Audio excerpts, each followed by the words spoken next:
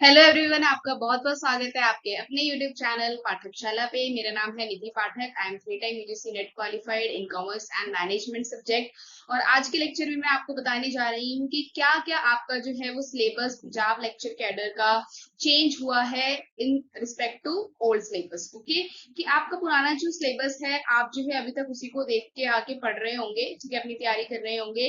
लेकिन लेकिन मैं आज उसका डिफरेंस आपको बताने वाली हूँ। ठीक है, चलिए तो स्टार्ट करते हैं।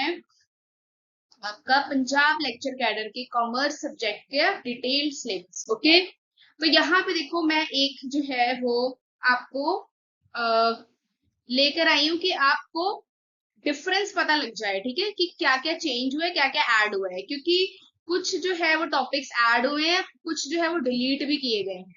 तो हम सबसे पहले बात करेंगे आपके अकाउंट सब्जेक्ट की। तो अकाउंट्स में देखिए आप, अकाउंट्स का जो सिलेबस है, सबसे पहले आपको इंट्रोडक्शन टू अकाउंटिंग पहले भी था, अभी भी है आपका ये सेम। ठीक है, ये सारा सेम टू सेम है।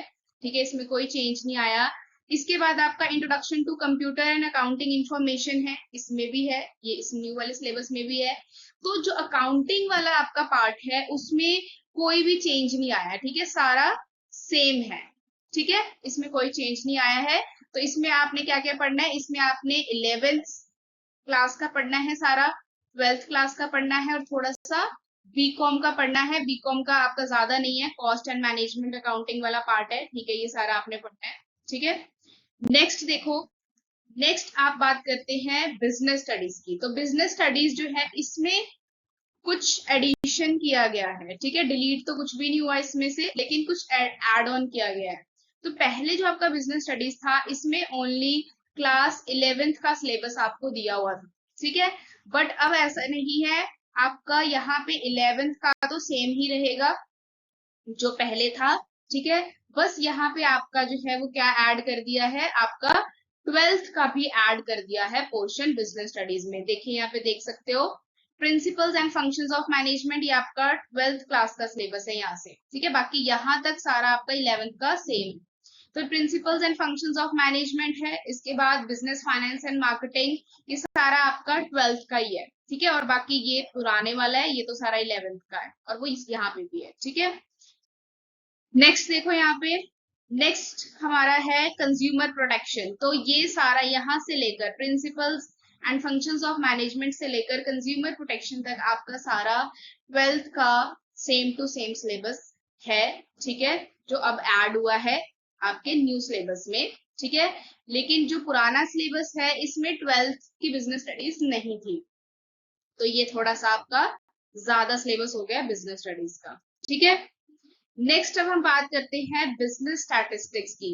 तो बिजनेस स्टैटिस्टिक्स में बहुत अच्छी जो है वो यहाँ पे खबर है आपके लिए, क्योंकि यहाँ पे बिजनेस स्टैटिस्टिक्स का ये जो स्टार्टिंग का पोर्शन है, इंट्रोडक्शन टू स्टैटिस्टिक्स, फिर collection of data, presentation of data, organisation of data, जो आप 11th में पढ़ते हो सारा, ये आपका डिलीट हो गया। ठीक है, ये आपका कैंसिल है। यहाँ पे आपका न्यू सिलेबस में स्टैटिस्टिक टूल्स एंड इंटरप्रिटेशन से स्टार्ट है, जो कि आपका यहाँ पे गिवन है। ठीक है, तो यहाँ से आपका जितना भी ये वाला पोर्शन है ये सारा डिलीट है और यहाँ से इन्होंने फिर सिलेबस दिया है। ठीक है, इसमें भी देखो आपको measure of central tendency, mean median mode पढ़ना है, मेजर ऑफ डिस्पर्जन पढ़ना है, इंडेक्स नंबर पढ़ना है, कोरिलेशन पढ़ना है, रिग्रेशन पढ़ना है। ठीक है, इसमें आपका ये जो स्क्यूनेस वाला पार्ट है, स्क्यूनेस, ठीक है, ये भी डिलीट है। ये भी नए वाले सिलेबस में ऐड नहीं किया है इन्होंने। ठीक है, देखिए आगे, ये देखो यहाँ पे जो कोरिलेशन और रिग्रेशन था ये तो इन्होंने ऐड कर दिया पुराने वाला ही, लेकिन इन्होंने स्क्यूनेस वाला डिलीट कर दिया। ठीक है, इसके बाद है आपका बिजनेस इकोनॉमिक्स। तो बिजनेस इकोनॉमिक्स में भी अच्छी खबर है, इसमें भी आपका जितना भी ये आपका माइक्रो का पार्ट है, ठीक है, ये माइक्रो का सारा बहुत ही ज्यादा सिलेबस होता है माइक्रो का भी 11th का, जिसमें demand, supply, producers, cost function, ये सारा पढ़ते हो आप। ये सारा डिलीट हो गया है नए वाले में, सिर्फ आपका इन्होंने मैक्रो इकोनॉमिक्स ही आपको डाला हुआ है पोर्शन। और उसमें भी मैक्रो में भी सारा नहीं दिया हुआ, मैक्रो मैक्रो में भी money, banking and government budget ही डाला हुआ है। ठीक है, तो बहुत हल्का सिलेबस कर दिया है इकोनॉमिक्स का।